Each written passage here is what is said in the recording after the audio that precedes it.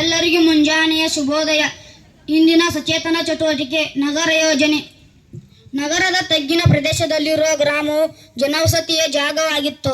ಅದನ್ನು ಅತ್ಯಂತ ವ್ಯವಸ್ಥಿತವಾದ ರೀತಿಯಲ್ಲಿ ರಚಿಸಲಾಗಿದೆ. ಕ್ರಮಬದ್ಧವಾಗಿ ನಿರ್ಮಿಸಿದ ಮನೆಗಳನ್ನು, ರಸ್ತೆಗಳನ್ನು ಹಾಗೂ ಚರಂಡಿಗಳನ್ನು ನಾವಿಲ್ಲಿ ಕಾಣಬಹುದು.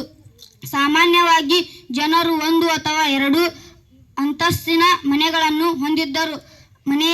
ಮನೆಗಳು ಇಟ್ಟಿಗೆಯಿಂದ ಕಟ್ಟಲ್ಪಟ್ಟಿತ್ತು. ಅವುಗಳ ಗೋಡೆಗಳು ಭದ್ರವಾಗಿದ್ದವು. ಒಳಾಂಗಣದ ಸುತ್ತ ಕೊಠಡಿಗಳಿದ್ದವು. ಮನೆಗಳು, ಬಾಗಿಲುಗಳು ರಸ್ತೆಯ ಪಕ್ಕದಲ್ಲಿ ಯಾವ ಕಿಟಕಿಗಳು ರಸ್ತೆಗೆ ಮುಖ ಮಾಡಿ ಇರಲಿಲ್ಲ. ಮನೆಗಳು ಸ್ಥಾನದ ಕೊಠಡಿಗಳನ್ನು ಹೊಂದಿದ್ದವು. ಕೆಲವೊಂದರಲ್ಲಿ ಬಾವಿಗಳಿದ್ದವು. ಅವುಗಳಿಂದ ನೀರಿನ ಪೂರೈಕೆಯಾಗಿತ್ತು. ನೀರು ಸಮೃದ್ಧವಾಗಿ ಲಭ್ಯವಿತ್ತು. ನಗರಗಳು ಚರಂಡಿಗಳ ವ್ಯವಸ್ಥೆಯನ್ನು ಹೊಂದಿದ್ದವು. ಇಟ್ಟಿಗೆಗಳಿಂದ ಕಟ್ಟಲ್ಪಟ್ಟಿತು.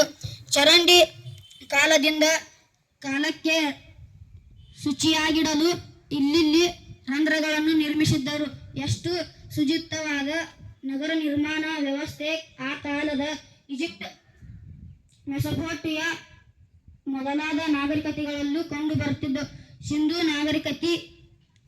ಸಿಂಧೂ ಸರಸ್ವತಿ ನಾಗರಿಕತೆಯು ಆ ಕಾಲದ ಇತರ ನಾಗರಿಕತೆಗಳಿಂದ ಮುಂದುವರೆದು ಬಹಳ ವಿಶಾಲವಾಗಿತ್ತು. ಮೊಹೆಂಜೊದಾರೊರ ಸ್ಥಾನದ ಕುಳ ವಿವರಣೆ. ಮೊಹೆಂಜೊದಾರೊವನ್ನು 1922ರಲ್ಲಿ ಪುರಾತಜ್ಞರು ಅವರು ಪತ್ತೆ ಹಚ್ಚಿದರು. ಇದು ಸುಮಾರು ಕ್ರಿಸ್ತಪೂರ್ವ 2500ರ ಕಾಲದ ಅತ್ಯಂತ ಅಭಿವೃದ್ಧಿ ಹೊಂದಿದ ನಗರವಾಗಿತ್ತು. ಇದು ಸುಮಾರು 12 ಮೀಟರ್ ಉದ್ದ, 7 ಮೀಟರ್ ಅಗಲ ಮತ್ತು 2.4 ಮೀಟರ್ ಆಳ ಹೊಂದಿದೆ ಮತ್ತು ಸುತ್ತಲೂ ಇಟ್ಟಿಗೆಗಳಿಂದ ಕಟ್ಟಿದ್ದಾರೆ. ಪಶ್ಚಿಮದ ಭಾಗವು ಕಿರಿದಾಗಿದ್ದು ಎತ್ತರದಲ್ಲಿ ಇದನ್ನು ಪ್ರಾತಜ್ಞರು ಕೋಟೆ ಎಂದಿದ್ದಾರೆ. ಪೂರ್ವದ ಭಾಗವು ವಿಶಾಲವಾಗಿದ್ದು ತಗ್ಗಿನ ಪ್ರದೇಶದಲ್ಲಿರುತ್ತದೆ. ಇದನ್ನು ಕೆಳಗಿನ ಗ್ರಾಮವೆಂದರು. ಪ್ರತಿಯೊಂದು ಭಾಗವು ಸುತ್ತಲೂ ಸುಟ್ಟ ಇಟ್ಟಿಗೆಗಳಿಂದ ಗೋಡೆಯೊಂದನ್ನು ಕಟ್ಟಿರುವುದು ಕಂಡು ಬರುತ್ತದೆ. ಇಟ್ಟಿಗೆಗಳನ್ನು ಪರಸ್ಪರ ಬೆಸೆದುಕೊಳ್ಳುವಂತೆ ಅಳವಡಿಸಿದ್ದರಿಂದ ಗೋಡೆ ಹೆಚ್ಚು ಭದ್ರವಾಗಿತ್ತು. ಮೊಹೆಂಜೊದಾರೊವಿನಲ್ಲಿ ಒಂದು ಕೊಳವನ್ನು ಕಟ್ಟಲಾಗಿತ್ತು.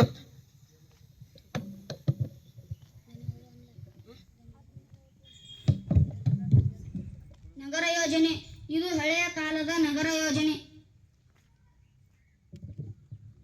ಇದು ಹಳೆಯ ಕಾಲದ ನಗರ.